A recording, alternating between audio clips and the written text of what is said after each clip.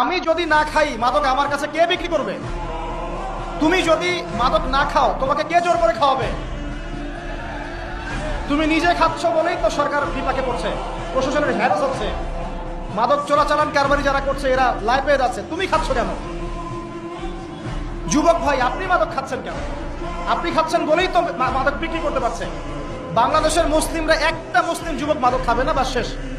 দেখি কার কাছে মাদক বিক্রি করে, আমরা দেখি কার কাছে মাদক বিক্রি করে। আমাদের যুব সমাজের একজন ছেলে মাদকের সাথে সম্পৃক্ত থাকবে না, সিগারেটে টান পর্যন্ত দিবে না, সিগারেটে একটা টান পর্যন্ত দিবে না। দেখি কার কাছে বিক্রি করে। আর শুধুমাত্র আইন দিয়ে, শাসন দিয়ে কিন্তু সবকিছু হবে না। মানুষের ভিতরটা পরিবর্তন না করতে পারলে, আল্লাহর ভয় না ঢুকলে মানুষ এগুলো ছাড়বে না। কিন্তু দেখবেন অনেক মাদকাসক্ত মানুষ কোরআনের হাফেজ হয়ে গেছে, তওবা করে আল্লাহর ওলি হয়ে গেছে। কিভাবে হলো? বিকজ তার মনের মধ্যে আল্লাহ পাকের ভয় এসেছে। আল্লাহর ভয় জাগাতে হলে কি লাগবে? কোরআন এবং হাদিস এবং নামাজ। কোরআন হাদিস নামাজের কাছে মানুষকে নিয়ে আসতে পরে মাদক কমবে ইনশাল্লাহ।